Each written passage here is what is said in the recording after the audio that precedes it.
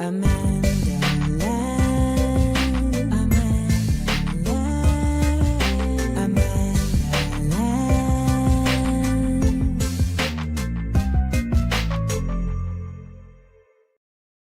Good morning, everybody. Welcome to Views from AmandaLand. Thank you for joining us here to get your news and truths by any joke necessary. Thank you for waking up on the right side of history. You're looking at my face like, damn, she looks real clean faced today. That's because I don't have any wing liner on. I don't have any eyeshadow on. I'm giving you a brown lip. You know, I'm in the streets with y'all. That's what this look feels like. I'm in the streets with y'all. For the record, when you don't see me in the streets, know that I was in the streets. I was in the streets when folks was not in the streets. I've done my time in the streets, and I will be back in the streets. People see me in the streets all the time. Remember when the good sis, Dr. Melina Abdullah, was on here, she said, you know, I be seeing you in the streets. That's right. That's right. How y'all doing this morning? You know what I want to start doing? I want to start literally just doing a video with animals and before we even start talking about anything. Just like really just grounding ourselves with just animals. Is that a thing we could start doing? Just like, you know what? Let's just get some animals in this BR. BR. Like, that's a thing that I want to start doing because I really be like, we just, we jump out. You know what I'm saying? We jump out and I'm like, I get it why we jumping out, but whew, we got a lot that be coming at us. We got a lot that be coming at us on a daily basis, and it's not going to not be a lot. And it's necessary that we face it, but it's also like, okay, but how do we like manage that in a way that is still allowing us to manage it? That's the thing. You know, it's like, okay, but like you need to like manage it. So anyways, that's a thought that I had. So how's everybody all over the place? Tell me where you are. Someone asked, what is VFAL? Views from AmandaLand? I had to really say that? I had to really say that it was Views from AmandaLand? I know I didn't have to really say that, y'all. Come on. Come on. I did not have to say that. VFAL is Views from AmandaLand, y'all. Wednesday VFAL. That's what that is. Where's everybody from? Let me know.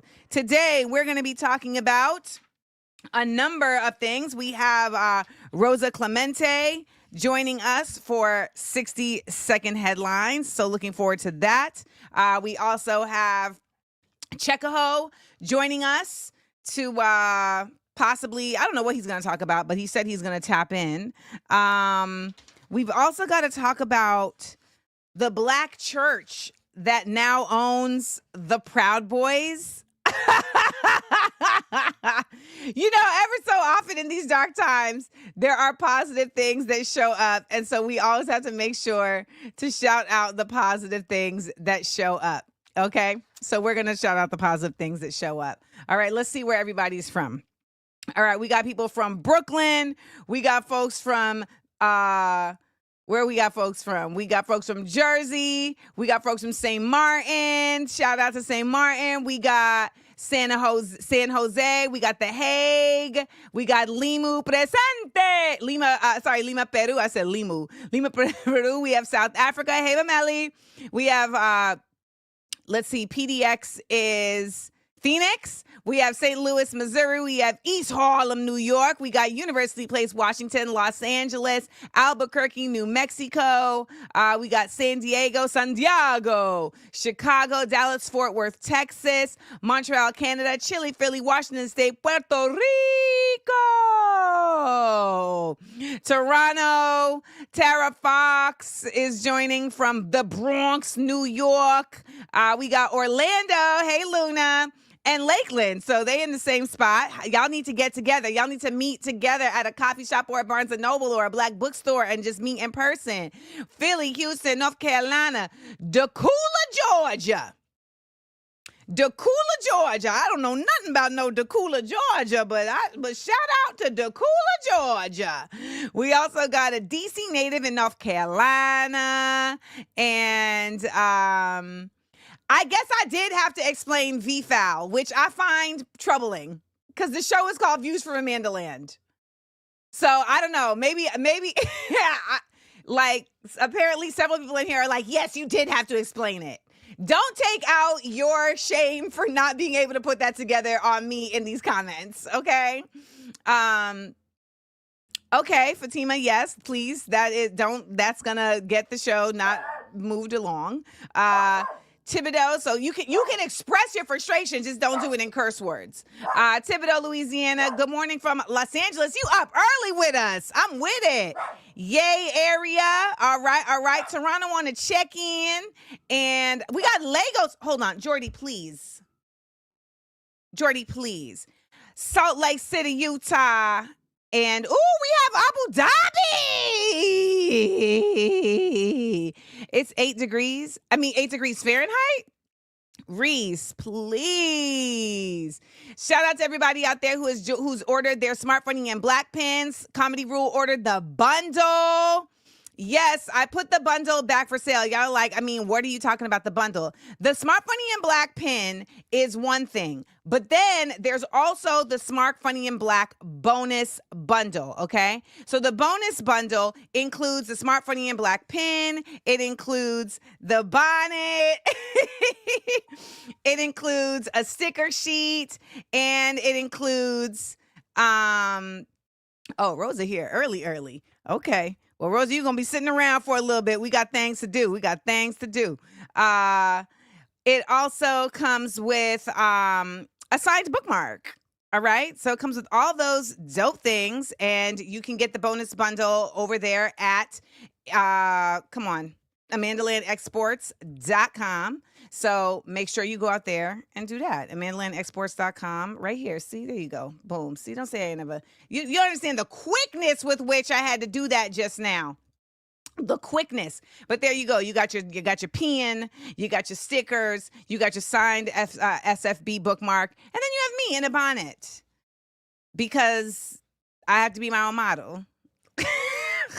So you got all of that. All right, you got all of that. All right, so that's all happening. And let's get back to it. So let's do our church announcements. Want to remind everybody to watch the show for 20 minutes at least. And if you can, please replay the episode as well as play your ads. Also, if you're here, subscribe. Subscribe if you're here and all right? And if you really like the show, then come back after and leave a comment because the algorithm loves comments. Now, I will tell y'all, the subscribership has been going up and that's allowing the show to get pushed more. So thank you for that. Please drop a seal in the chat if you like something I said. Remember, you can also join my Patreon if you're like, oh my God, I need more of this. So think of it like this way.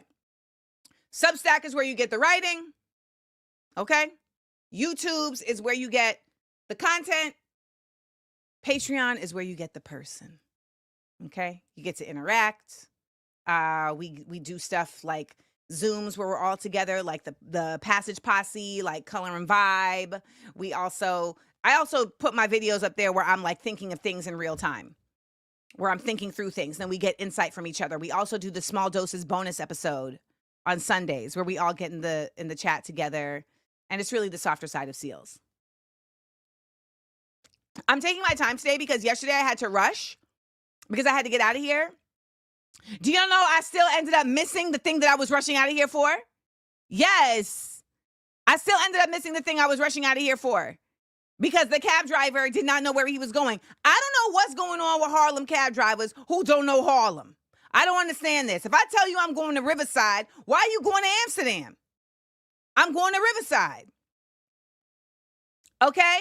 If I tell you that I'm going to the train station, I tell you the specific train station in the cross street, why are you driving? Why are you looking on Waze? What are we doing? And let me tell you, a cab is not the same as Uber. I'm paying for your errors. I don't even pay the cab driver because he was taking me round in circles. I'm going around in circles over you. Yes. Had me go down in circles. I got out and I had the dog with me. I had Jordy with me. I said, let me out. Let me out. And I'm not paying you. And he's trying to tell me, well, you told me that. I told you not only the address, I told you the cross streets. Yes, Althea, one job. One job. No.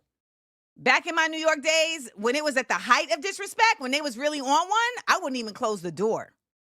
Or the door. I wouldn't even close the door. I would just get out. You got to deal with that. Figure it out. And they would get out cursing. I'm already up the block, B.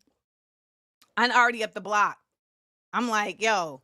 Someone said, Ambular said, New York be blowing minds. Shout out to the Wu-Tang shirt in your Avi. New York be blowing minds. I got to get out of here. I literally moved out of New York City because it was blowing minds. Like, I was like, yo, I'm going to end up incarcerated if I stay here. Because I found myself one time on a street in front of a precinct about to fight my 6'2" Senegalese cab driver in the rain. Like, that's how far the anger had gotten. We was outside the car and I would have taken the L, y'all. And that's when I knew it was time to go. And I had an Eartha Kitt tote that was just strewn about to the side. And Eartha just looked at me on the tote like, you gotta go, girl. You gotta go.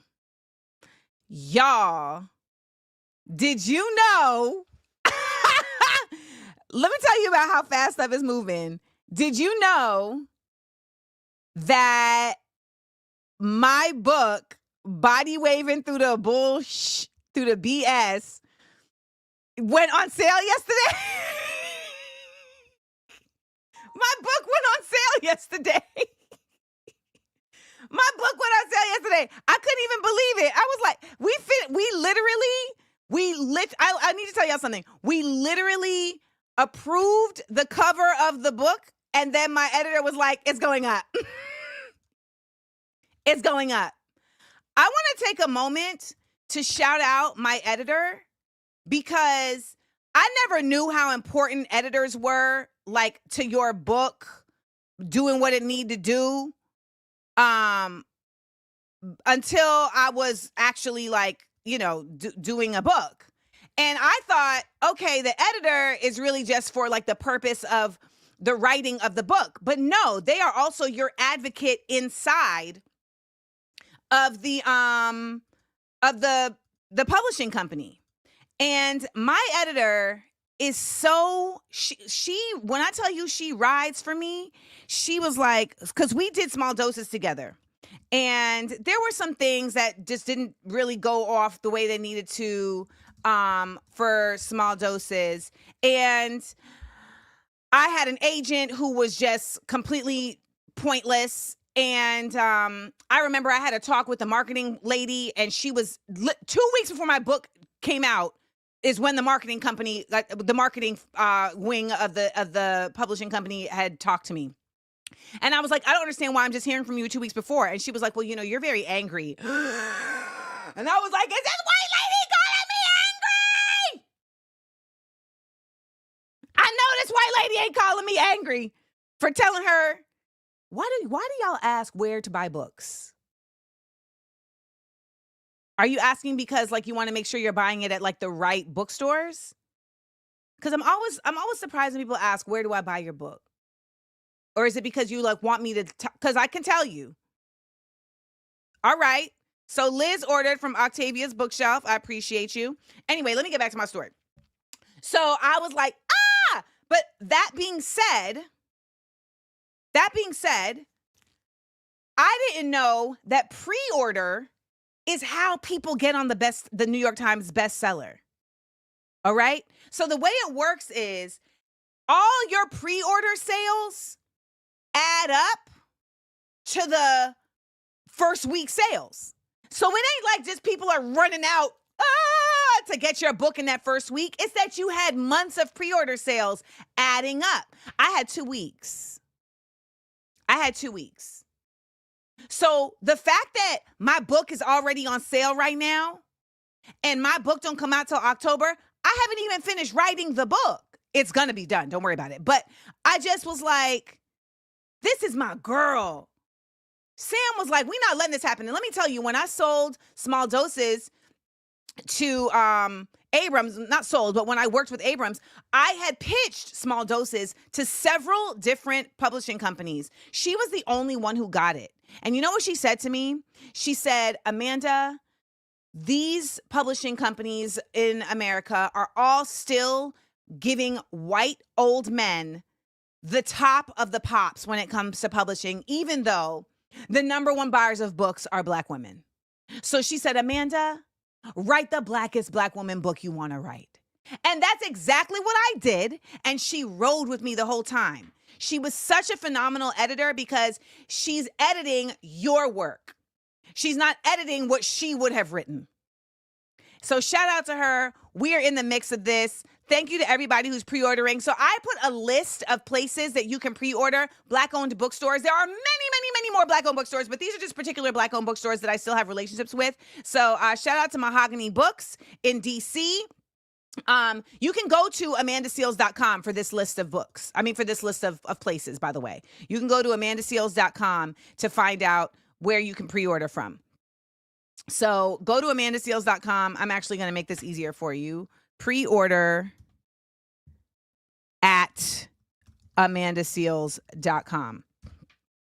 Now, in order for me to be on the bestsellers list, I have to sell 7,500 books at the end of the first week. Okay? This book, Tawana asked, is this book interactive? I don't know that interactive is the way I would look at it, but it is very involved.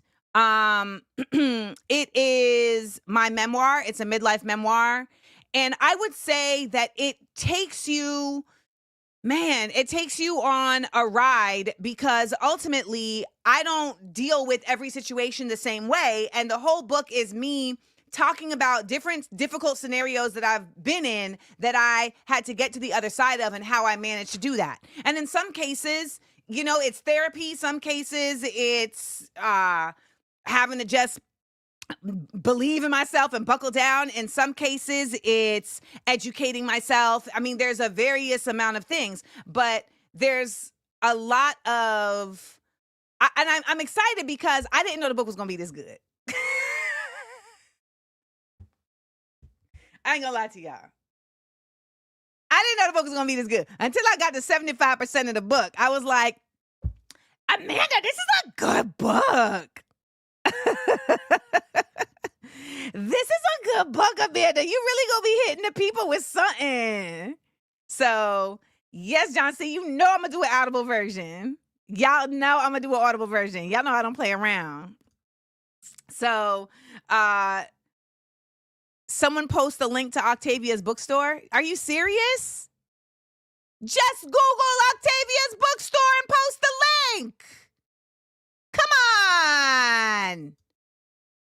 This is the kind of stuff we got to stop doing. We got to be better. We have a lot of work to do. Basic stuff like this, we need to be able to handle. Come on. No. I don't understand. Kimberly, you're talking about they just trying to help. They can help. You literally aren't trying to help if you're telling somebody else to do it. Google the link and post it. Shucks. I hate that I can't curse on here. I got to say things like shucks. I don't say shucks. Okay, let's real quick. Let's do our word of the day. Let's do our word of the day. So today's word of the day is tenebrous. All right. The word of the day is tenebrous. It's an adjective meaning dark, shadowy, or obscure. Tenebrous, dark, shadowy, or obscure. Can somebody use it in a sentence? Can somebody use tenebrous in a sentence? TENEBROUS.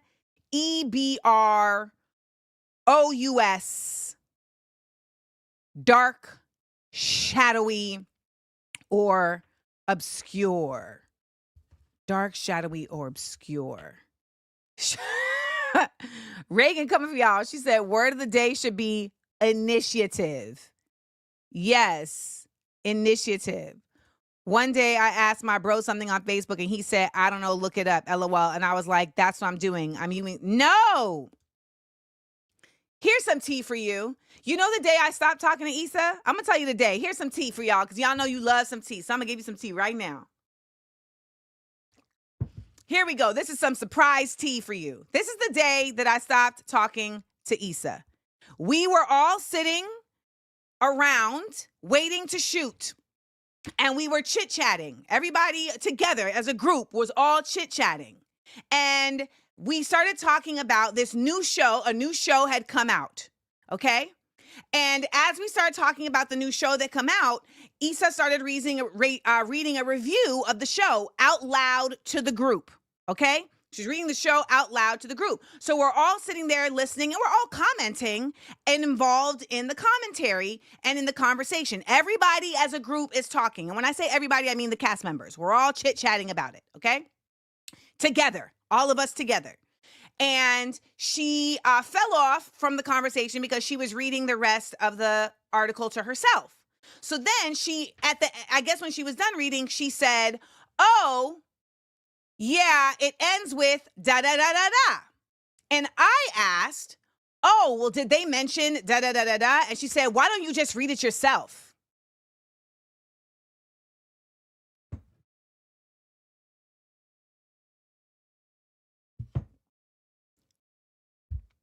And that was the last day.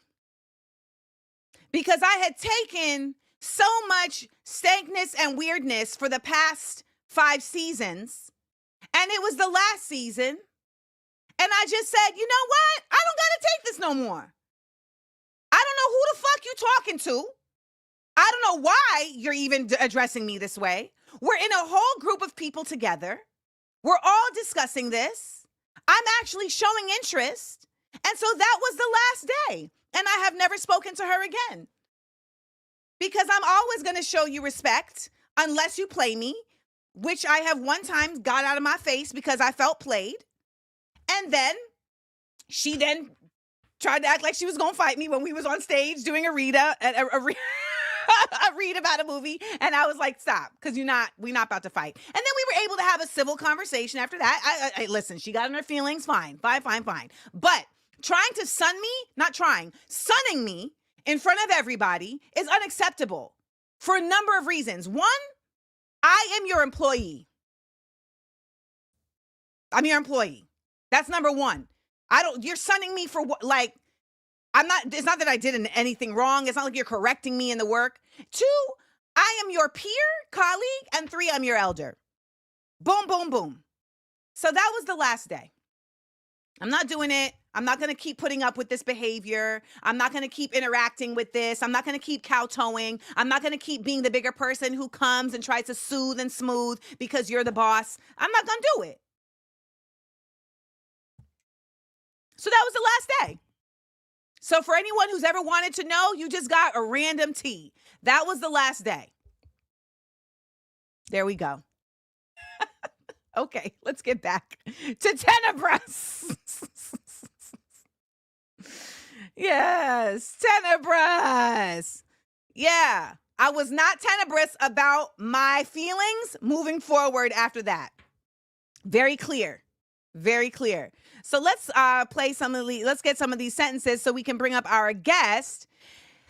This new administration seems tenebrous. You know that's correct. All right. Let's see. Who else had a sentence for tenebrous?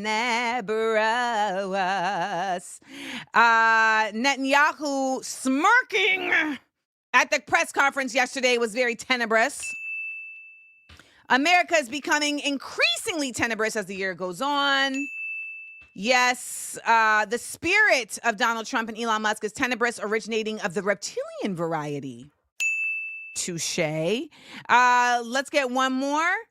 Let's get one. I can get tenebrous when you try to play in my face. Yeah. Yeah, I like it. I like it a lot. I like it a lot. I like our next guest a lot. It's time for us to get into our 60-second head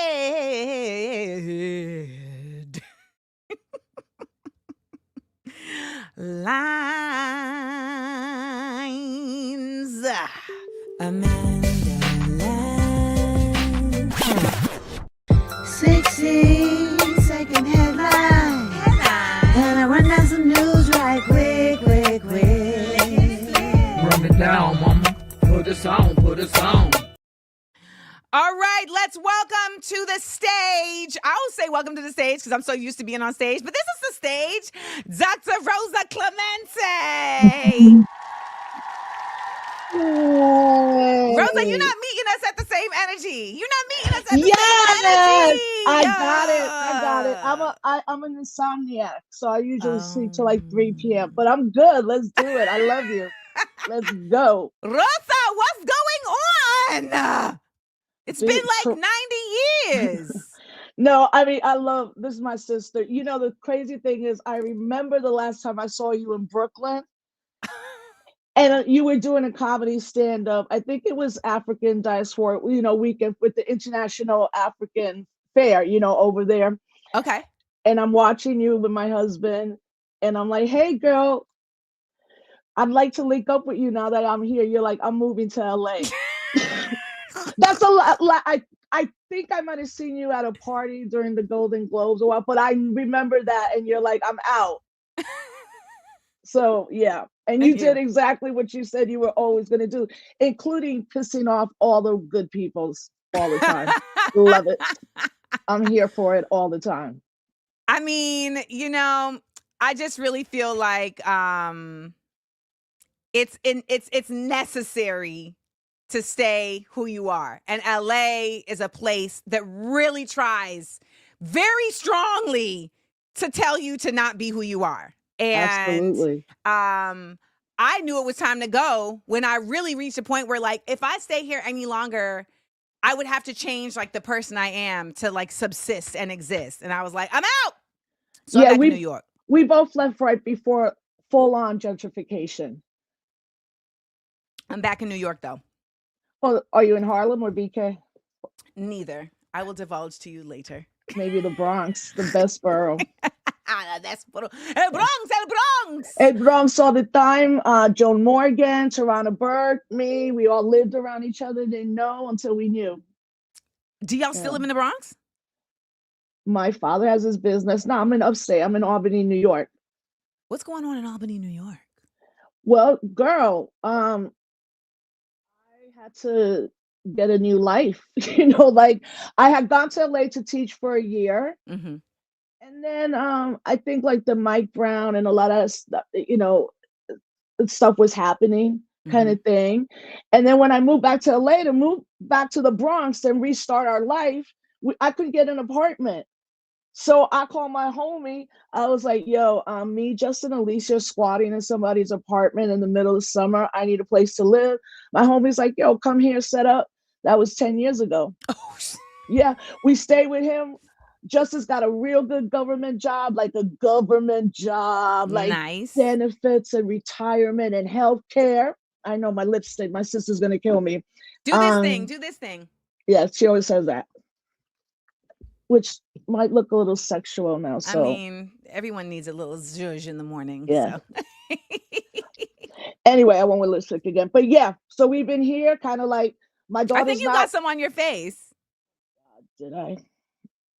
I'm terrible. No, but see, I'm not going to have people on here looking crazy and then hitting me later and being like, you didn't tell me. Because that's what I would do to people. You didn't tell me I had lipstick on my face the whole time. I was talking about serious things. Yeah, so we've been here. By the way, I love the lipstick. Thank you. It's Everyone very here boricua. knows I don't play about a lipstick. It's very boricua. And I'm glad you finally, you understand Bad Bunny. I saw that. We're going to talk Oh, about it. I mean, listen, nothing before come it's on time. now. Nothing before it's time. So let's just jump into it. Okay. Let's jump into it. Our 60-second headlines. Bad Bunny hops on the charts. See what I did there, guys? Yes, love it. So, okay. Bad Bunny is latest album, tell me if I'm pronouncing this right. Debí tirar más fotos. Perfect. Perfect. Debí tirar más That's my fotos. my photo, see. And that's the little Bombay plena. So the album is a dedication to Puerto Rico and a scathing indictment of U.S. colonization and gentrification. 3 songs right now: DTMF, Bailar Inolvidable, and Nueva York. Everybody in New York is like, yes. Un verano en Nueva York. Listen, that's my joint. That's classic. So those 3 records are in the top 20 worldwide. Yeah. How does that resonate for Puerto Ricans and the country? For Puerto Ricanos and the country. After the hurricane, if folks are interested, go see the project we did. We were on the ground right after Hurricane Maria. Who's PR, we? PRonthemap.com.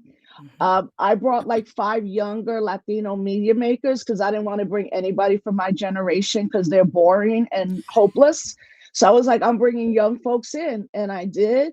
And we were there for 10 days. We broke the story about the government lying about how many dead people they were. We went around. But what happened, this is what happened. Donald Trump, those paper towels. Right.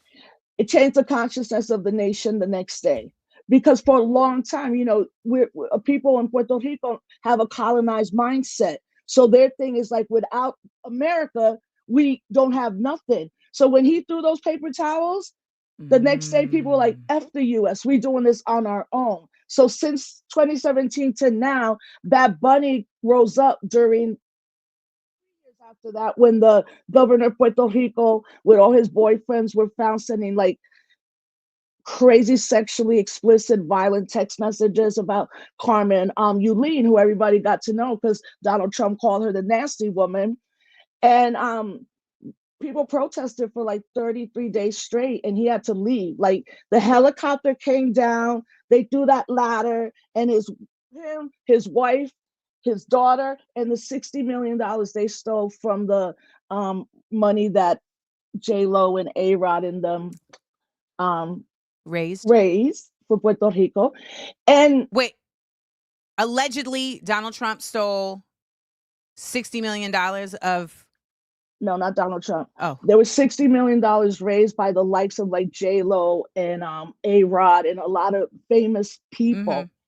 And the money has never been seen. So everybody was like, yo, that money was in a suitcase. I was like, it was in a Café Bustelo can. He's probably like 800 of them shits right now. Ooh, I'm not allowed to curse. But really what happened, Amanda, once Bad Bunny hit young people, it's a whole new Puerto Rico. It's a queer Puerto Rico. It's a young Puerto Rico. It's a Black Puerto Rican. People are understanding that. I got 3 friends that were like, F the United States, I'm moving out there. Luckily, me and my fam got our little crib there when it's time to go and stuff. But now you go to Puerto Rico, all I tell people is like, don't come here on some tourist stuff. I mean, I really don't want white people coming to our island, because I know what that means. You're all about to gentrify. I mean, these white crypto bros literally try to start their own town called Cryptopia in Puerto Rico. The only white people I want going places are people who were not white in another life. I have a new theory. I have a new theory that whenever I see white folks, because there are some really, really dope people on this platform, like in this chat right here, who are, I call them receptors of white privilege. But it's very clear that this isn't their first time here, and they must have been an indigenous person or something in another life, because they're coming here with a different mindset. You the only whites we allow. Folks who go to Puerto Rico, and instead of asking for mayo, you're asking for sofrito. Like, that is the only whites we'll allow.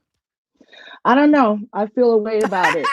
I feel... Rosa was like, not even y'all. No. I feel... You can come and help and leave.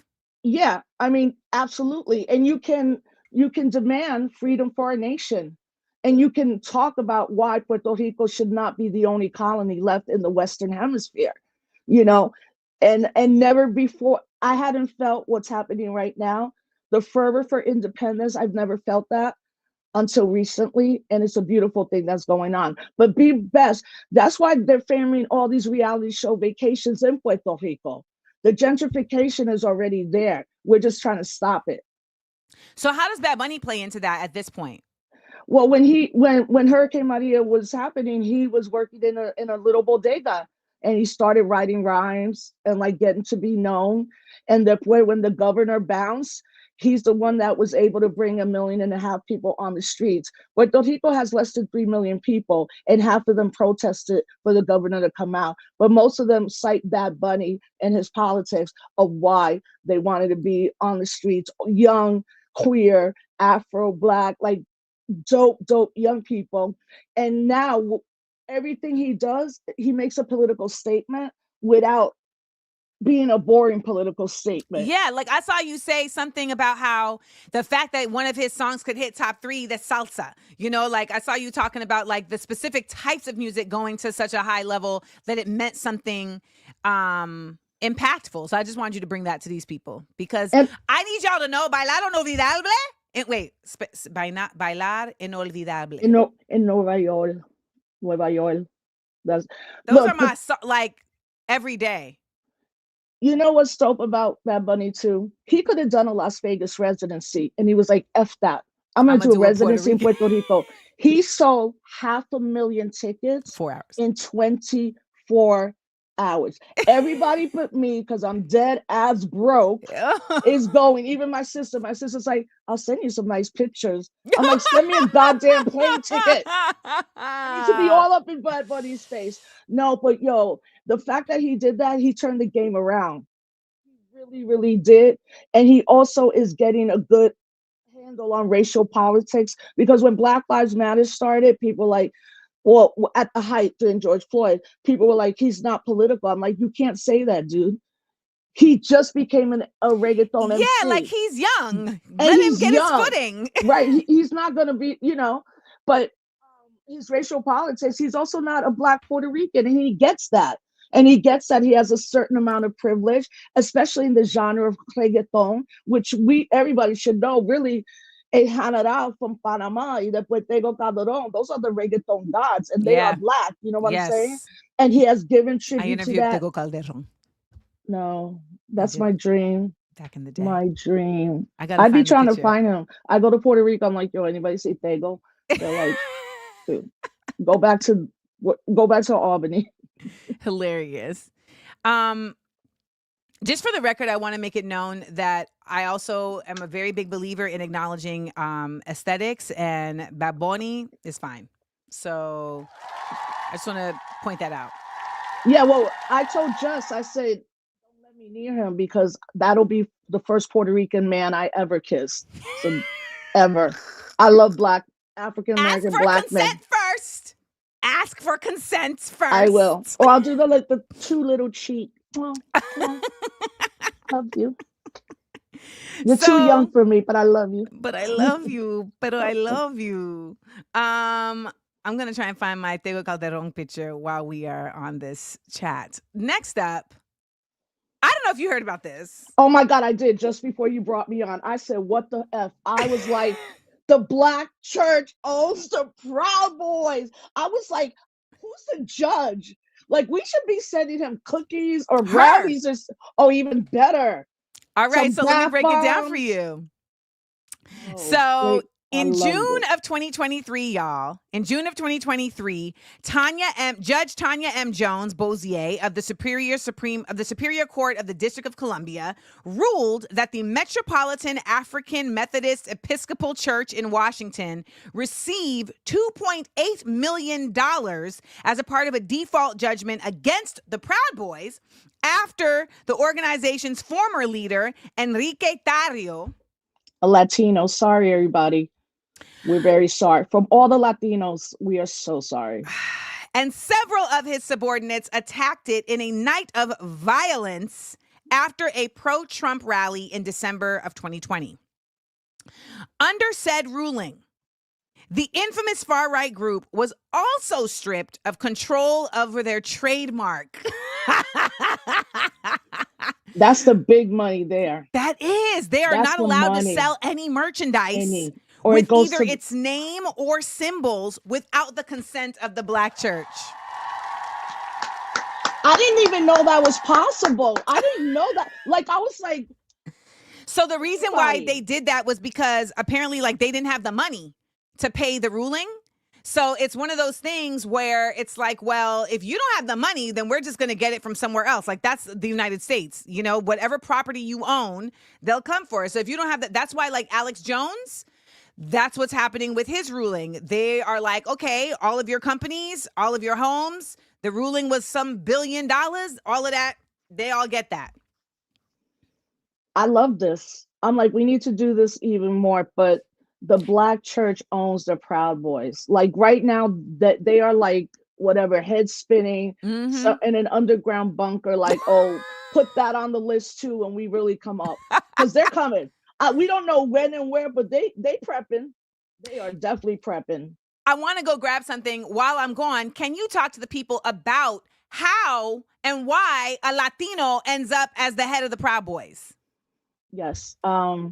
That's what we would call anti-Blackness. You know, a lot of my work, fam, is around Afro-Black Latinx identity, particularly in the United States through the lens of hip hop and Harlem, East Harlem, and that. You know, so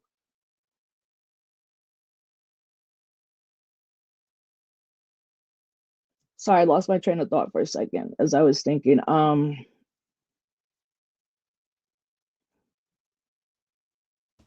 Sorry, fam. Amanda, I got one of my little menopause brain fogs. Can you hit me with that question again? I got fog brain from menopause. Repeat I the was question. asking how does a Latino end up as the Right. head of the Proud Boys? Yeah, so I said anti-Blackness, telling the audience that all my work is on Afro-Black, Puerto Rican Latinx identity in the United States, through Harlem, East Harlem, Schaumburg, and hip hop. Anti-Blackness, you know, that's what it's going to come down to. It's just like George Zimmerman. I'm always telling people, fam, he's Peruvian. Like if George Zimmerman had been walking in a white neighborhood, what he did to Trayvon would have happened to him. So when we're talking about anti-Blackness in the Latinx community, I think it's real. I also think like sometimes people are like, when they say every Latino's anti-Black, I'm like, the world is anti-Black. Don't be coming to me with that ahistorical statement. As well as a Puerto Rican, much like African Americans, we are born United States citizens, but we're not treated the same.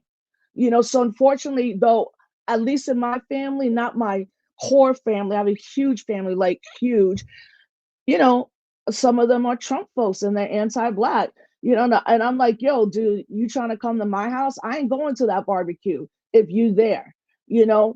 But that's what it comes down to: anti-Blackness, a hate for himself, like Malcolm X said. Who taught you to hate yourself and your own people?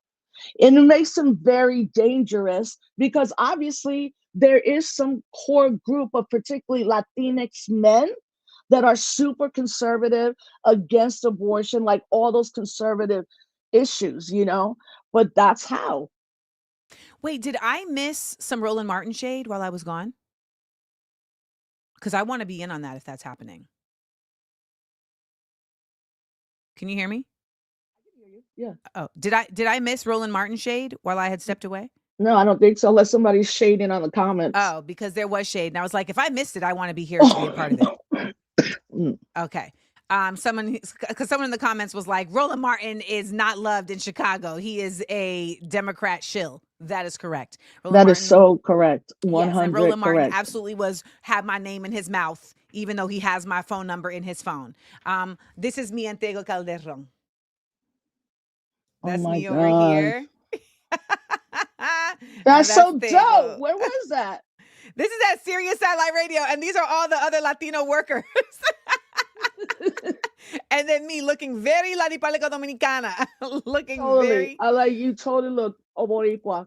Like, I look like my name is, because, Dominicans always have weird names. So I look like my name is like Amanda Chelly or something. Dominicans are always combining the parents' names. I'd be like, why is your name Franchelli? Well, my mother's name is Chelsea and my father's name is Frank. So Franchelli. I'm like, all right, that Latino works. culture, you don't adopt your husband's or your partner's last name, you put them together. And the woman leads. So, In Dominican culture or in Latin? No. yeah, Caribbean, Panama, places like almost all Latinos in Latin America. Most do it. Like my parents did not, or I'd be a Clemente Arroyo, but a lot do. And it's usually the man whose name is last. So it's kind of like keeping the what they call The matrilineal line. line going. Yeah. Fabuloso. Hmm. Fabuloso. Fabuloso. The best cleaner ever. So I was going to talk about the Dems, but what I'd really like you to talk about is the work that you do. Because when you sit here and you say, I don't have no money, and you say, you need to be working, that means that not enough people know what you do. Because it's not enough to know the right people. People need to actually know what you're about. I love when people say, like, oh, it's who you know.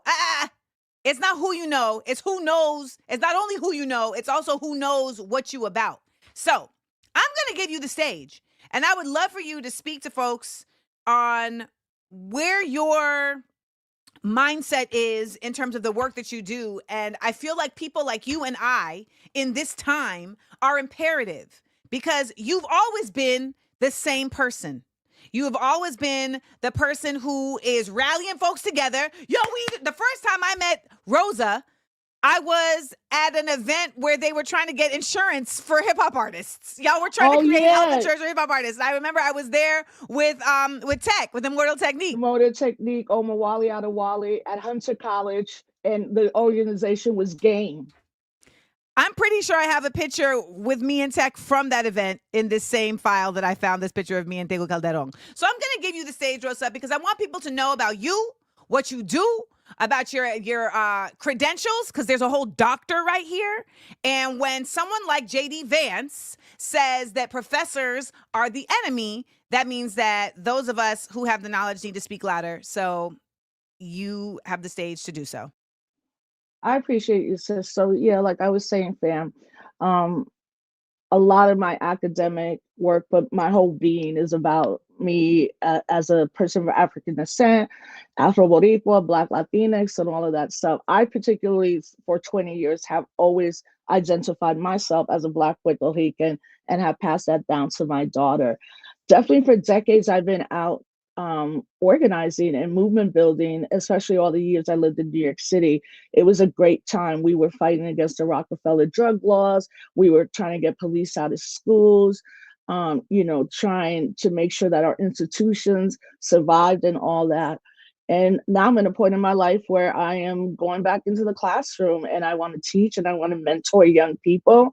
I don't think my generation, the hip hop generation, has done good enough around mentoring young people and like creating a cadre of young people. And also young people who don't just listen and take everything I say 100 or anybody else says. I want young folks to have an analysis, to understand concepts, and all the isms that we face. I think like many folks out there, in 2008, I was the vice presidential candidate on the Green Party ticket. Cynthia McKinney was the presidential candidate. We were to date the only woman of color ticket in American presidential politics. But after that went down, it really showed me people who I've always had their back and said would always have my back. Once I said yes to running for vice president on the Green Party ticket, a lot of people that I thought were comrades cut me off. To this day, they don't speak to me. I don't speak to them. Thank you and chat. Thank you. So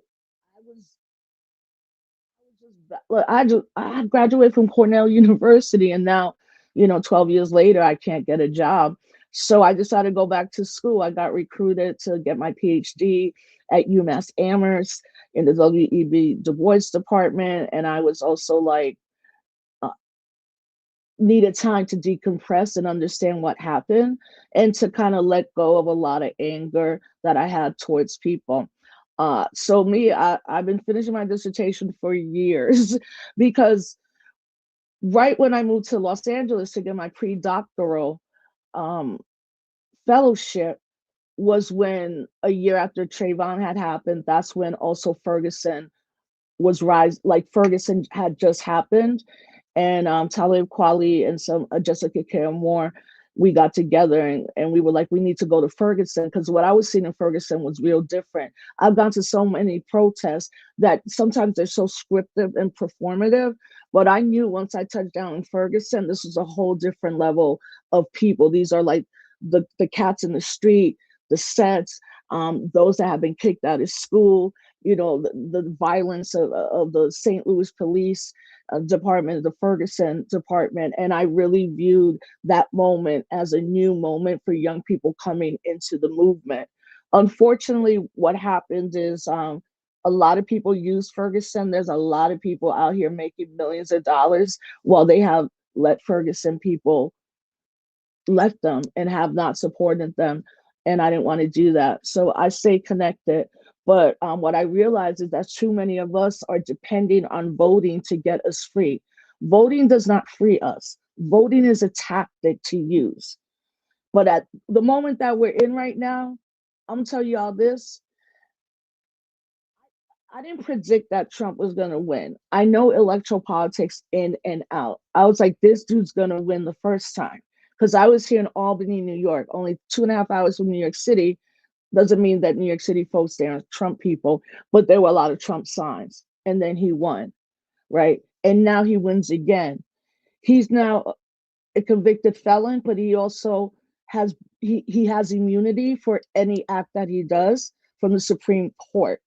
I think that if we don't rise up right now at this moment in any way we can, this country may never, ever have elections again.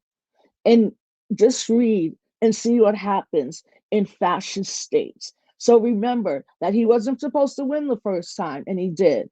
Then he lost. He incited an insurrection. And then he ran again, and the Democrats, who are horrible, nothing for our people, just like people are tired. But now this is the time that we must stand up. So what I do now, I know what role I'm going to play in the future. I know the work that I have done.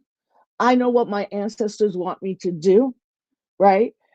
But I also know that organizing is not going to happen on social media. And just because there's been a generation of organizers and activists that have been on the cover of Vogue or on the Oscar stage or At the making Met Gap Ball. commercials, the Met Ball, that visibility is not representation. And we need to stop saying that. And that's the reason we got mad Black and Latino elected Democrats who have completely abandoned our entire communities. For me, well, what I've seen with this new generation is that they can sway an election. And Harris may have won if she did the right thing around Gaza. She did not take those young people seriously, right? So she made a choice to be with Liz Cheney, whose father is Dick Cheney, who is like Trump double to Satan in real life. Fam, we got to be prepared. But I'll tell you this too, Amanda. I don't think we have national movements, and I don't think that's a bad thing. I think there's been a lot of distrust, no infrastructure, too much dependence on electoral politics, and way too much nonprofit money, right? So we can't do something big every day, but we can do something every day. My clarion call is wherever you're at, that's where you organize. And you don't have to be in the streets. You could be an incredible producer and volunteer your time. You could be an incredible artist and volunteer your time. You could be an actor, a comedian, a banker from 9 to 5. All I know is that we're in full off fascism. And with him saying he's going to take over Gaza, he's putting this entire country at war with the rest of the world. The fact that this dude, I don't even ever say his name right, Netanyahu, Huno, whatever, is here while there's a criminal arrest warrant from the ICC, which was started to hold the Nazis accountable in Nuremberg for what they did in the Holocaust. This dude's in the White House. He should be in handcuffs. And so Trump just said the American Riviera. Let's be ready, fam. Every day it's a bad, not gonna say the curse, but get ready. Because if you think you're immune because of your degree, you're in politics or whatever, yeah, that don't exist anymore. This dude's coming hard. Amanda, you know that Yes. Elon Musk is living in one of the buildings, the government buildings, Mm-hmm. with his family, Mm-hmm. living in a government building with his family. He's running the country. Yes. And he was going to have an office, but Trump's chief of staff didn't allow him to have the office in the White House. We have some questions from folks. Now, I know I only asked you to come on for 20 minutes, but if you riding, like I say, you know. When you ready to kick me out, I'm here, girl. Cynthia Perez says, and thank you all because, you know, I am from the Caribbean. I believe in a certain level of formality. When we have guests, we address them properly, all right? We're not just throwing question up in the air like this, okay? We have Dr. Clemente here. You're going to address the question to Dr. Clemente, all right? Because all you do is just forget how to conduct yourself. So let me remind you, Dr. Clemente. Yes. What can we do to stop the billionaire Essentia Tourist Project, an environmental disaster in Puerto Rico with the government we have now? So as usual, we don't get a good governor who's right-leaning, Trump's friend, and all of that, who wants Puerto Rico to be a 51st state, and that's their fantasy. It's never going to happen. Right now, there are movements all over Puerto Rico beginning to deal with Essentia and some other tourist project. From what I'm hearing on the ground is that in all of his shows, Bad Bunny is going to bring people from the island, young people that are doing work to stop this, to stop trying to privatize beaches, because in Puerto Rico, no beach is private. But what these white folks are doing is building like little like fences, but also they destroyed a lot of the tortoises that, you know, that come ashore as they're becoming, you know, they're becoming huge, right? Turtles and stuff. Like they were like, you need to move the turtles, and people sat there for like 4 days and like, you ain't moving these turtles. You know what I'm saying? Like, it's not gonna happen. But when Bad Bunny does that, brings out that will also put the diaspora, those of us who don't live on the island, on alert.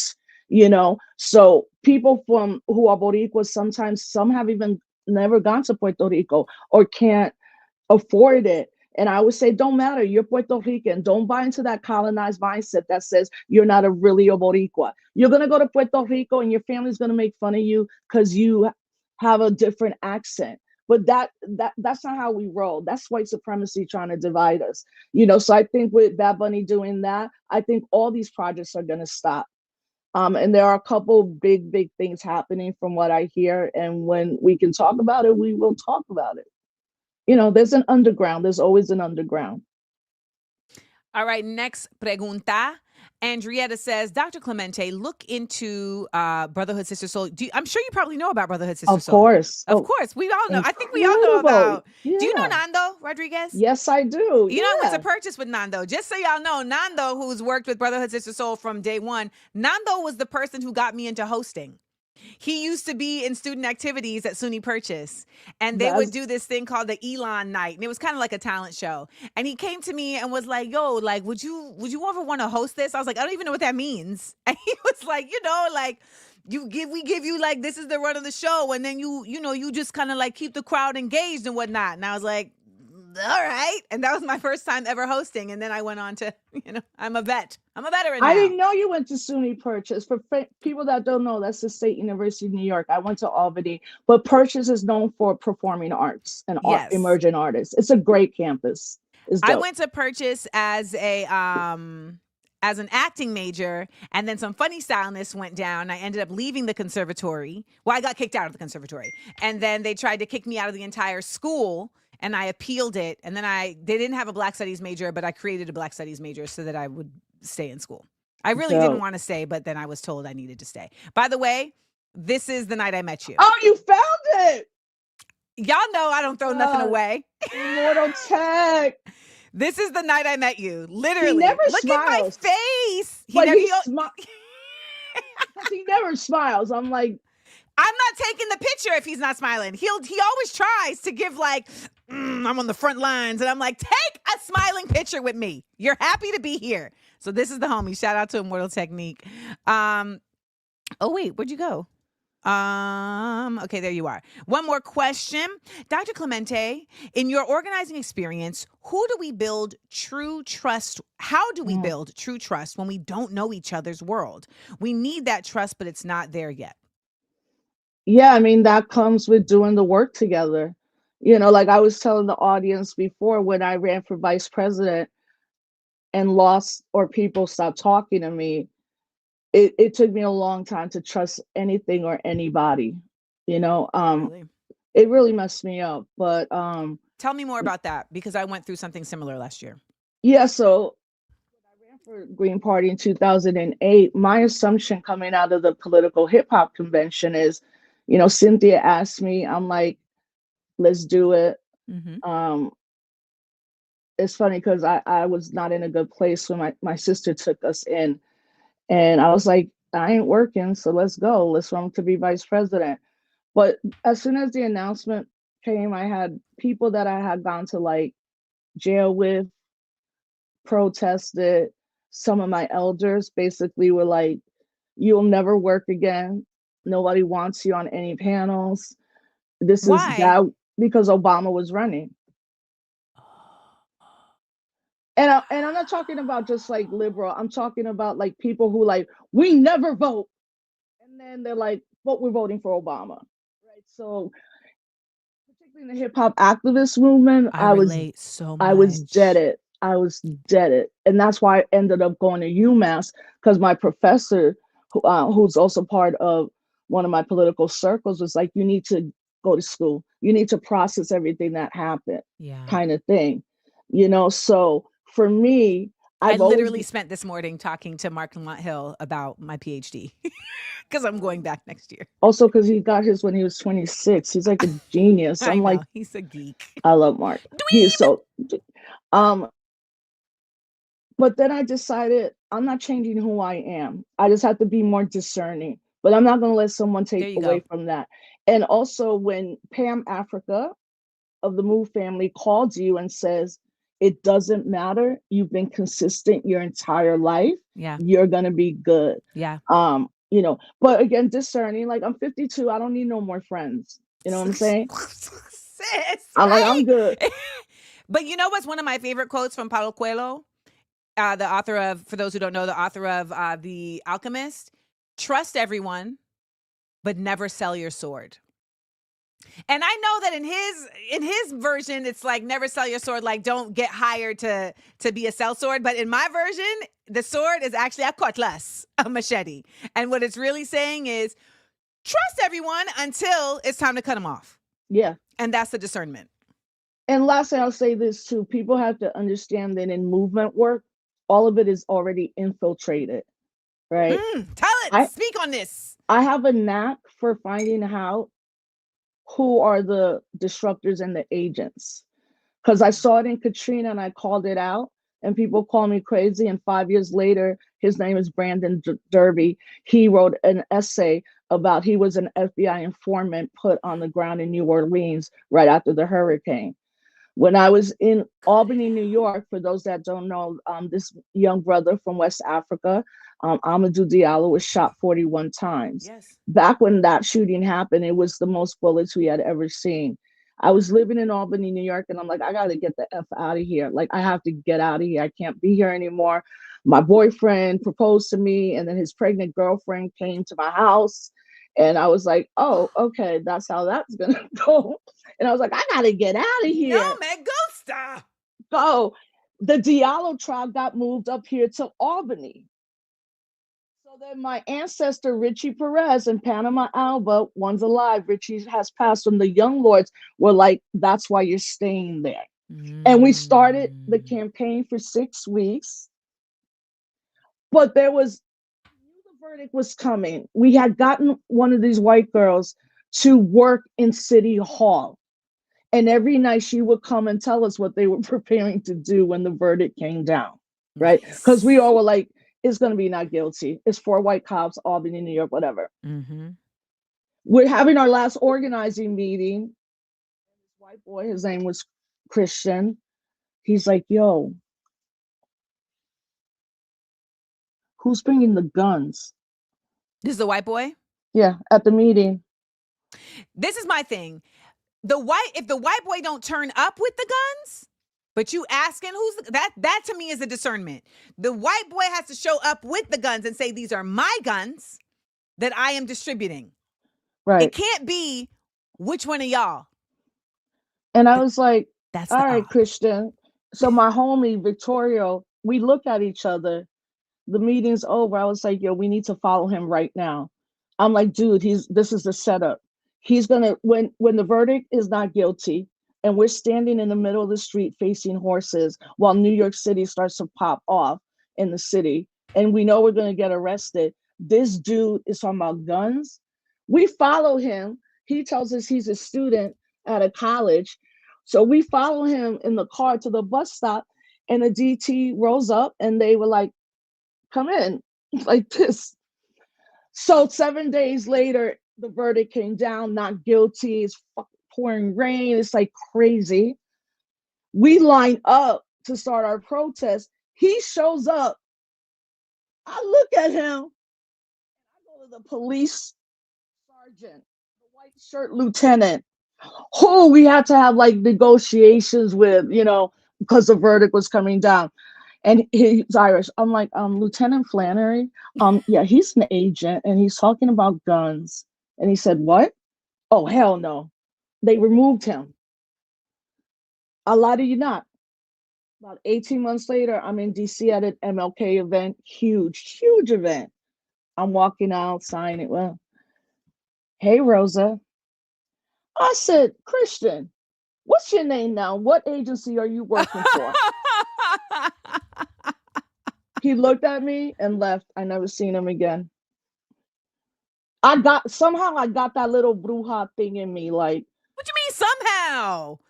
Well, because I know all the brujas that are real, they do the work, but I've always been No, like. but that's the thing. It's like it's in you. You just haven't like cultivated it. I'm the same way. I have the bruja in me, but I feel like I haven't done enough work to really like lock it in.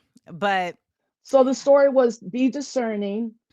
Yep. But again, if you're an organizer movement person, if you love your people, don't let anyone take that away from you. Just be clear. Like, we already know about COINTELPRO. Like, our phones and all of that are surveillance things, so it's a different way of organizing. It's not the same. It makes it harder, but it's not the same. So I got stuck under a very large mirror in my house doing too much. And I had to like get my way out from under this mirror, and I didn't have my phone. And so people were like, you need to have an Alexa in your room. And because I live by myself. So they were like, you need to have an Alexa that if anything ever happens to you, you could be like, Alexa, call 911, et cetera, et cetera. So there was a sale. This was like a Black Friday sale, and they had Alexas on sale for like $17. So I got me 5 Alexas only for people to be like, girl, you just invited the FBI into your house. Like, so y'all, if anybody wants an Alexa, I didn't hook them up. They're just here in boxes because then I forgot to return them. So I have a bunch of FBI Alexas in my house. I know you do. They already know. I know. You know they already Literally, know. when I'm texting people, I'm like, so if you're watching this, what I meant was da da da da da da. Right. So what's next? And so I put there, people can follow you here. What would be your next step if you had your way?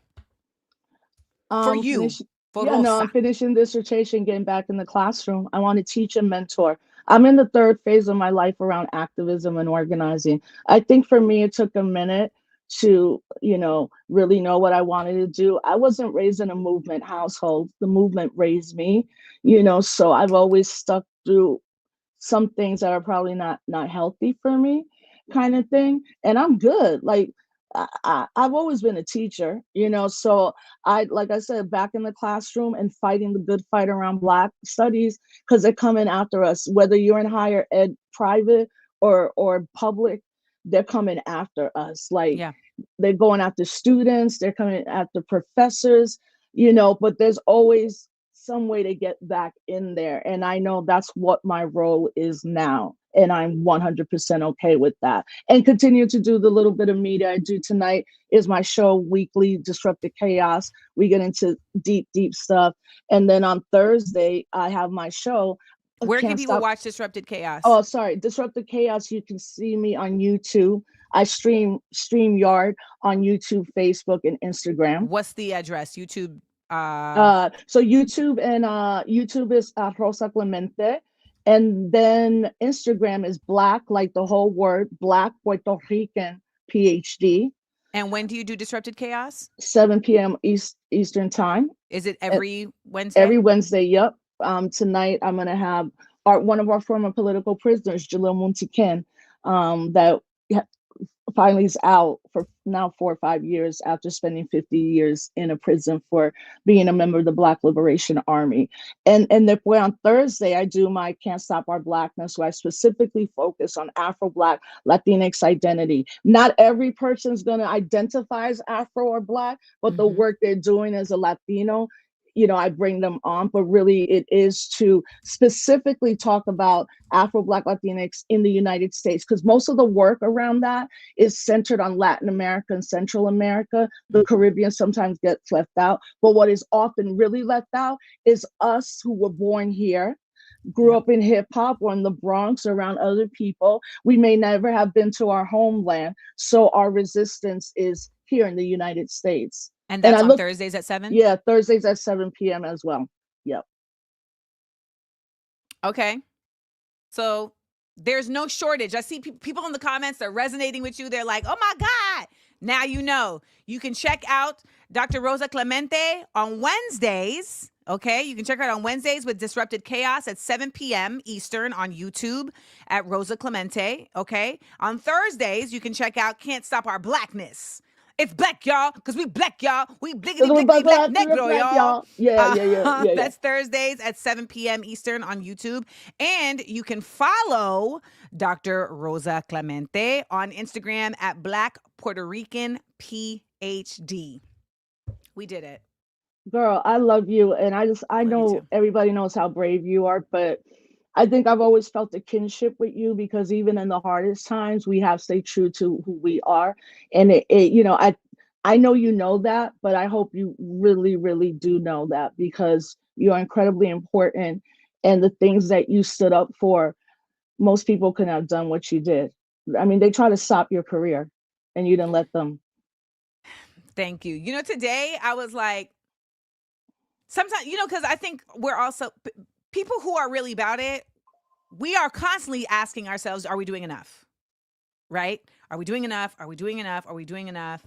And I'm, of course, watching what's going on and saying to myself, okay, so when is one of these specific things that's happening going to hit you? Like, when is it going to hit you? When is it going to hit you? And then I had to remember, ma'am, you've been hit all last year. Like, they was hitting you first. They was hitting you first. I mean, I literally left LA because for many reasons, but also like my neighbor 2 houses down was spreading propaganda about me. So I just say that, thank you for your commitment and your consistency. And I really, when I tell you I relate to you about people just betraying, people really deciding that politics is like, it's not to say that politics shouldn't determine who's in your personal group, but when you preserve politicians over your personal group, that's when people are misguided. Because at this point, we should know that politicians within the American construct of politics are not here for the people. And there's a few that try to get in there and be about that, but they're going to need to go. They're going to need to get out of there if they really want to be about it. I don't think like when I see Democrats like Summer Lee and Rashida Tlaib and Ayanna Pressley, I'm like, y'all actually care about the people. You're Democrats because there was no other option to really be a part of this Congress, but it's time to go. And it is time, I think, and with AOC, I think what they all forgot is there's a difference between running for office and then governing. And what happened to the squad is exactly what Nancy Pelosi created. From the beginning, she's like, we're going to have to marginalize them in a group of 435 people. And she did that effectively, kind of thing. And then lastly, my sister always says this, which she always says, money reveals who you are. Yep. And if people have all that money and they're doing the nefarious things or like destroying their own people, it comes back, and not like on some snippy, snarky thing. What will you do when you don't have that money? Who will you be? Yep. Who will be by your side? That's I know real. that I'm gonna be by your side, you're gonna be by my side, and we're gonna have Same. our comrades, and that's what matters, and that's what's important. And I really appreciate you bringing me on here and introducing me to your audience. And I'm so happy that you are doing the damn thing. I love Small Doses. I love Thank the you. layout of it. I found it so fascinating in a book, and I just already pre-ordered the new one. So Yay! Thank you, Rosa. and Thank you as we so say, much. Amanda, we say as Boricuas, bendición, blessings to you. Bendición, blessings to you. Y'all give it up for Rosa Clemente. Yay! Thank you, Rosa. I'll be back. You'll be Thank back. you. All right, y'all. That was lovely. That was lovely. Thank y'all so much. Somebody on here was like, I mean, I like listening to Amanda, but I like when she has guests even more now. Well, I hate to break it to you, but we still got to deal with Amanda. Okay. And you know what? Rosa was just talking about Small Doses podcast. This week on Small Doses, we have side effects of this week. Okay. Do y'all remember Corporate Aaron? Corporate Aaron just took over the airwaves this year, the Instagrams, the YouTubes. Lisa Beasley, though, is the actual creator of Corporate Aaron. We had her on Small Doses as Corporate Aaron, but then we had her back on Small Doses as herself to talk about the side effects of redefining your yes, because she charted her own course. Let's take a look at a little clip from the episode. I have a couch at the time, but I'm on TV jumping on a couch. I know about it. I've been on the bus and they played a commercial I was in on the bus, like on the little screen. And the person looked at me and looked at the screen and looked at me and said, why you on the bus? I said, why you on the bus? We all on the bus. We all trying to get somewhere. And this is the mode that we're using. Leave me alone. Yeah, why you judging the bus? What's wrong with public transportation? I'm noticing also around this time, I'm like, well, maybe it's a numbers game, because I'm noticing the amount of auditions to book ratio that just seemed so abysmal to all of my other stats in my life. I was just realizing how many auditions it took to book things. And I was like, I don't have the wallet for this. I'm about to have a daughter. I need money. What's going on? Really great conversation. She also had a full length do-rag on at the time. So, you know, and Lisa is an artist of artists. I need y'all to understand, okay? Like, some of us are artsy. No, me and Lisa, we're artists, meaning we're weirdos and we're committed to it. So make sure you check out Small Doses, Side Effects of Redefining Your Yes, which just dropped. It actually just dropped today. Small Doses episodes drop on Wednesdays, so you can listen to them on podcasts. You can also watch them when you become a subscriber to the SEAL Squad. Also want to let y'all know that Small Doses podcast, as of today, is now officially independent. It's officially independent, but what that means is that I foot the bill to handle all of the production. So when you listen to Small Doses podcast, if you're not going to listen to it ad-free as a Patreon member, at least let the ads play, because you're supporting the podcast. And as the podcast is being given to you for free, that is a way that you can support the artist who is creating it, which is me, myself, and I. So make sure to do that. Speaking of artists creating things, remember the bonus bundle is back and available wherever you get your so I don't know why I'm saying wherever you get. The bonus bundle is back and available at AmandaLand Exports. So please go and support that. And I got to play this little commercial, and then we'll get back, and we have to talk about the Democrats and whether or not they're doing enough, but more importantly, what you can do We're going to talk about what you can do. So stick around so we can get into that. I was a model, then an actress. Now I got the Topa Shank Show. Got the Topa Shank Show. Strong, black, beautiful woman. Topa Shank Show. What y'all niggas watching? Topa Shanks. She's black, y'all. She's black, y'all. She's bliggity bliggity blick black, y'all. She's black, y'all. She's back, y'all. She's bliggity bliggity blick black, y'all. Happy Black History Month! It is I, Topher Shanks, back with another edition of Topa's Teens! And this month, for the AmandaLand Exports drop, we are rapping!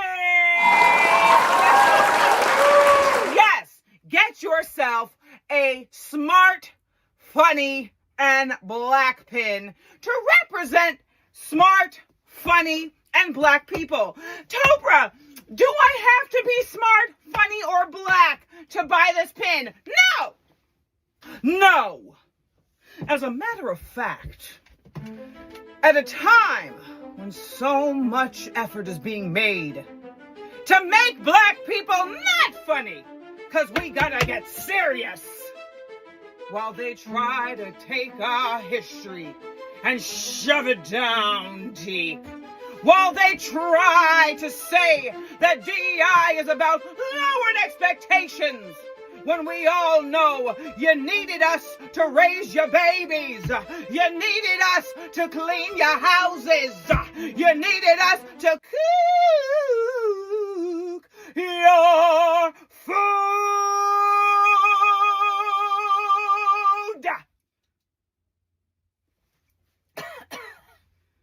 If we are so beneath, why is it that you've relied on us for your survival? Let's clear the incense for Miss Shanks, please. Now for this drop, Miss Seals has brought back the pin that represents her production company and her variety, comedy, history, game show, Smart Funny and a classic. This beautiful 1.5-inch pin against a gold back set is featured on a signed bookmark that has the oath of the illustrious League of Master Blacksperts. Each quadrant of the pin represents a section, a prong of revolution. Woke fam, we read. Rebel fam, we fight. Fly fam, we rap. Culture fam, we vibe. Our fighters, our intellects, our innovators, our artists, all represented in one place. You see, they took us from our native land, and so Miss Seals has given us a coat of arms for ourselves. Let's read the oath. To my fellow Negroes from light to dark skin, I swear to keep the ebony excellence poppin'. Whether woke, rebel, culture, or fly, I vow to keep the fam strong and my fist raised high. Coonery, coonery, coonery. I will not cut any slack, and I promise to always and forever keep it smart, funny, and black. Now, this pin, like all AmandaLand Exports vibes, is only available for a limited time, so make sure you get there quick. Consider this Black History Month supporting a Black history creative, a Black cultural icon, and a Black advocate for Blackness that crosses the barriers of Blackness to interconnect with others for collective liberation. A bonus bundle! Now, if you're not satisfied with just the pin, we've got a bundle! Bonus bundle! The AmandaLand Export Smart Funny and Black Bonus Bundle features a satin-lined bonnet, a sticker page with the fams, Rebel, Woke, Fly, and Culture, and you get yourself that Smart, Funny, and Black pin on a signed bookmark. Can you even believe it? What will this genius think of next? She's incredible! It's all the Black History Month tings to represent for every day of the year. Let's put these racists back to sleep. Time for bed! Topa Shanks.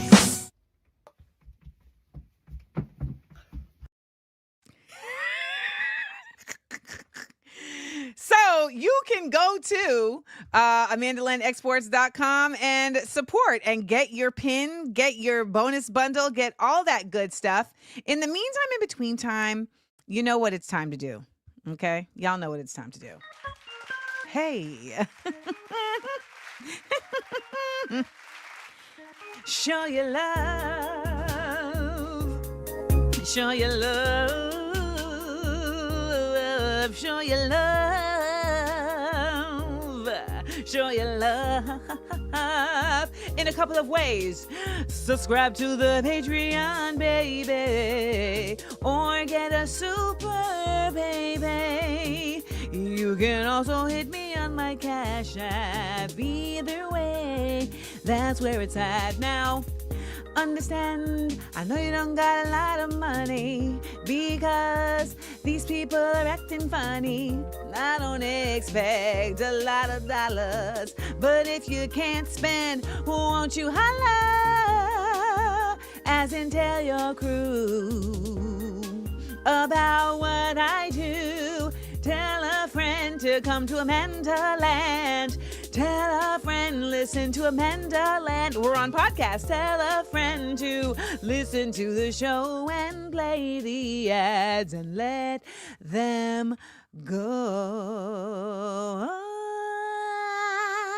Ooh, yeah, yeah, yeah. Sexual chocolate. Sexual chocolate. Okay, now, I know that a lot of us are feeling like, what can I do? What can I do? Thankfully, there are people like Megan Toy who has put together this great series of graphics on giving people some ideas on what they can do in this time, in this now. Okay? So let's start. We keep us safe. Spread the word. Let's start with that. Spread the word. Mass action only works if people know. If you have any other suggestions, please drop them in the comments. But ultimately, you got to spread the word. Call your bank and credit card company. Ask them what measures they are taking to protect your data. Let them know that you need assurances that they're getting to the bottom of this data breach. All right? What I think a lot of people are not understanding is we're going to have to get on this phone. We're going to have to get on this phone. It's going to be annoying. It's going to be real, but you're going to have to get on this phone. Sorry, let me just answer this question. No, you can't just purchase the bonnet. It is part of the bonus bundle. All right. Second, foster local community. I've been talking about this. I'm reiterating it with Megan Toy.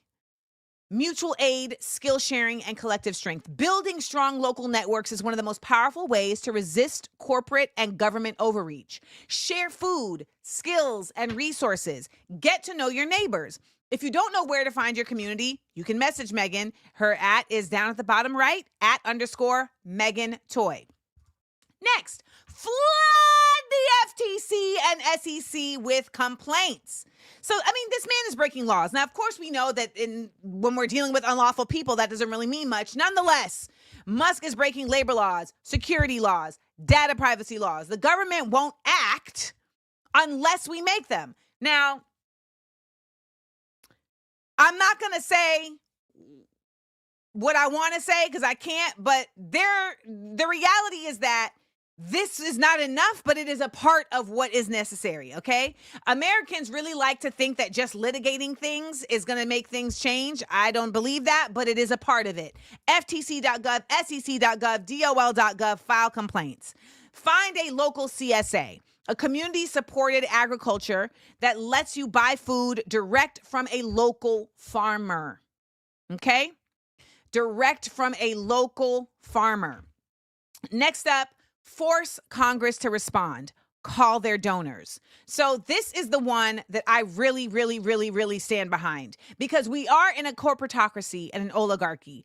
Call the corporations that fund these congressional leaders' campaigns and tell them that you hold them accountable. We have to shift from simply just talking to these politicians who are 100% pointless to actually dealing with the people who are funding them.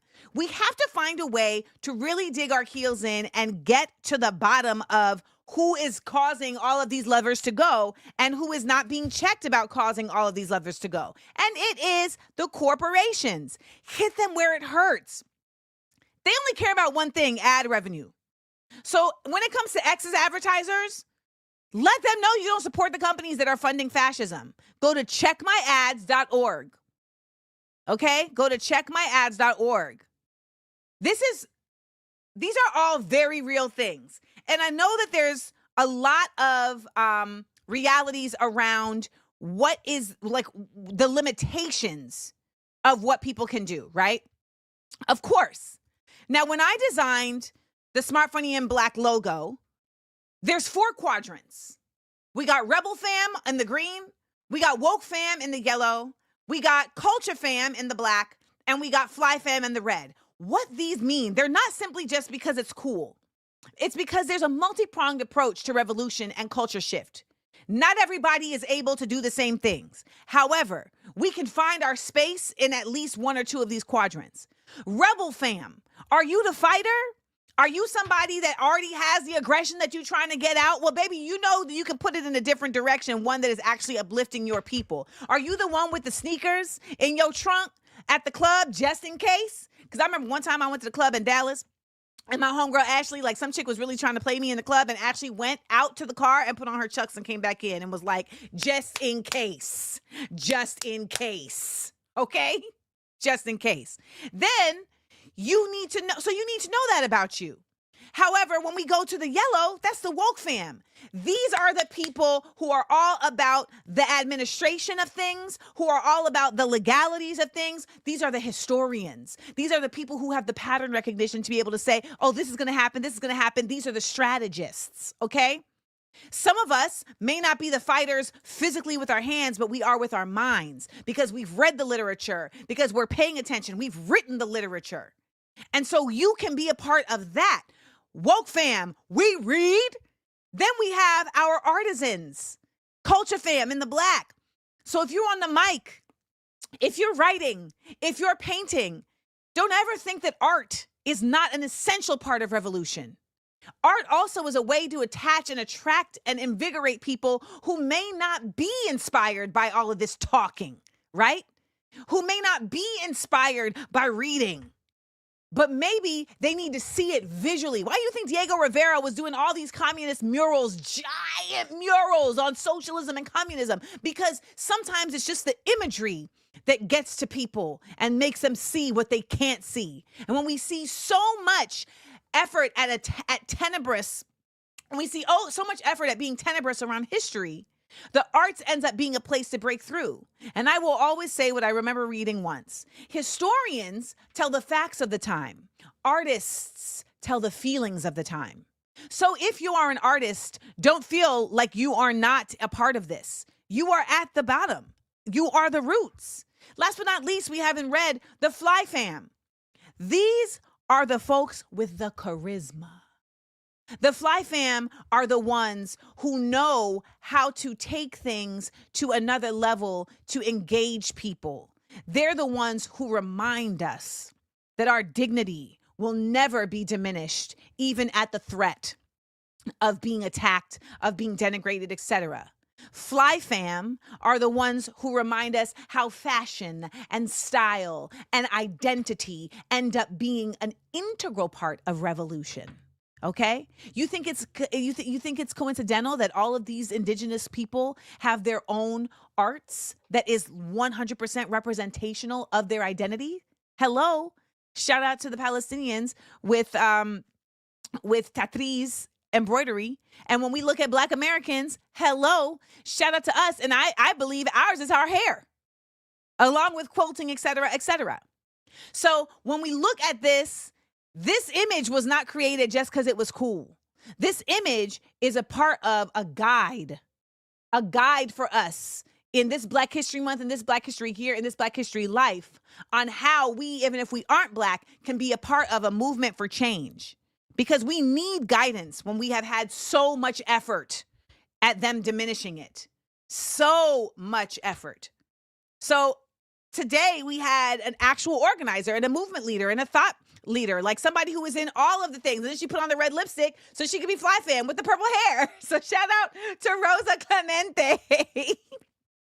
Shout out to Rosa Clemente for joining us. You know, I was gonna do a thing with Chekaho today, but the show went long, and so I'm gonna save it for Monday. But I did a video this morning that I want to share with you all, and I'm gonna send that to you right now. And I really feel like there's just a frustration that so many of us feel around the Democrats. And I'll speak more to that. But again, so instead of me telling you my public service sales announcement, I'm going to just play it for you. PSA.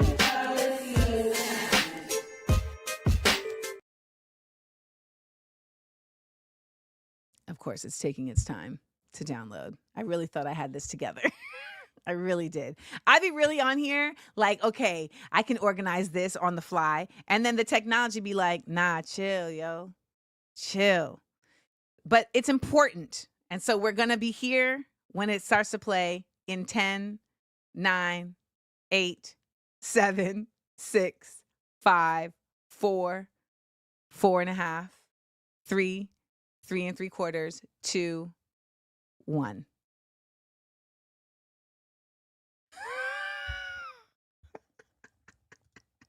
Why did it say that it won't play my video, y'all? Quit playing with me. Oh my God, it's not playing my video. All right, well, I guess I'm just gonna have to I'm gonna have to tell you all what I was gonna say. Here's my issue. The people that are in office right now, they really stand on what they're about. And I just feel like the Democrats that we have watched over the years were never really about nothing. And they were about just not being them, which just isn't enough. It just isn't enough. And it really is unfortunate because we've seen so many people get behind this other movement, not because they even believe in what they're talking about, but because it feels like it has actual moxie. It feels like it actually is grounded in something. So when we look at this other party and we see them scrambling, it's because they're not really grounded in anything. And it's time. It's time to be grounded in something for real. And the Democrats that I mentioned earlier, who I feel like have actual real connection to the people, they're not going to be able to stay in this space no more. Because this is not a space that's even about anything. And it was never about anything. And I think that's why I keep reiterating this, is because I keep seeing people like owning the Democrats as like their people. And I'm so frustrated when I see this, because if you keep thinking that, then you're not going to feel like you need to fight for yourself. You think these people are going to fight for you. They don't even know how to fight for you. They don't even know what they're fighting for.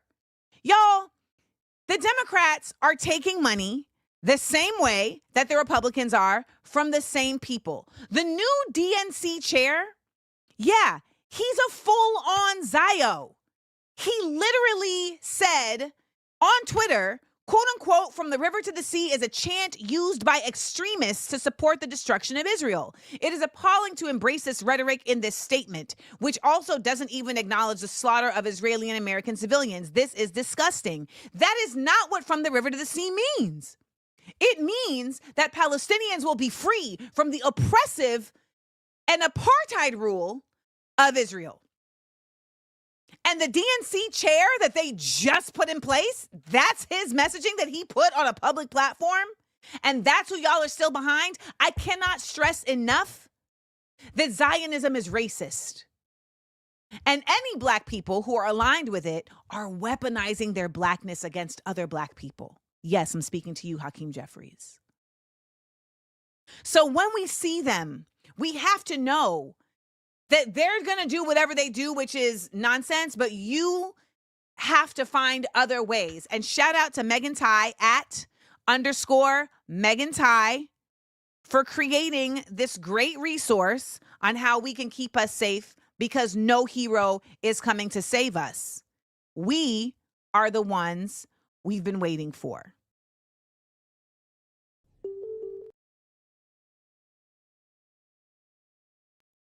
Amen. PSA.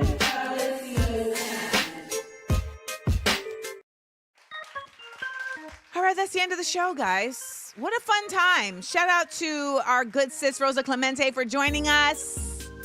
Shout out to all of you all for watching and sharing the show. Shout out to everybody who showed us love with your supers. Let's show some love to you all right on now.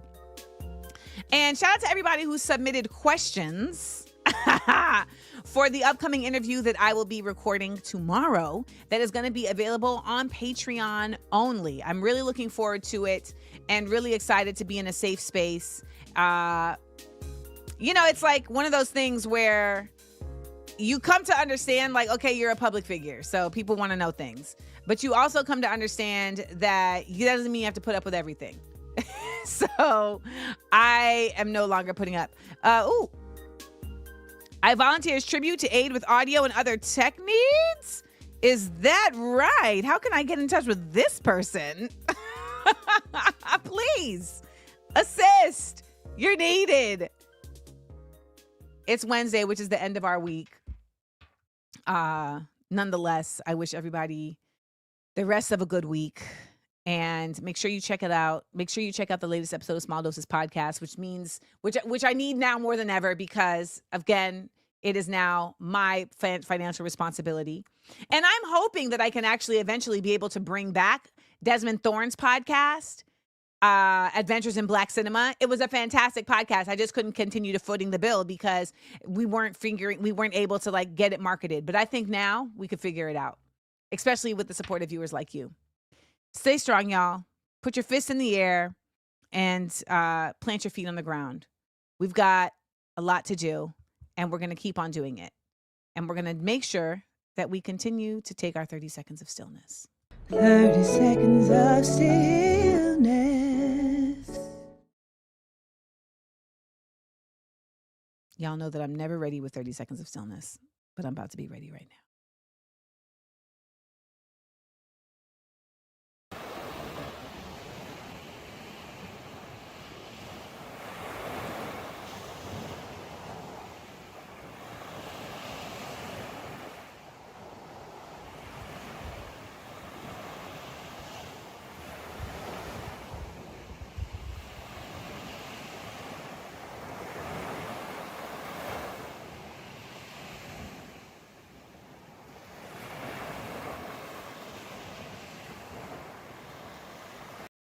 I enjoyed laughing and learning with you. please make sure to like, comment, and subscribe. And tell your friends. Also, listen to the podcast. It's available everywhere pods are casted. Listen ad-free by subscribing to Patreon Amanda Seals. Come on and join the Seals Squad. Views from AmandaLand, live 10 a.m. Eastern, Monday through Wednesday, with content on Thursday and Friday at YouTube Amanda Seals TV. Smart, funny, and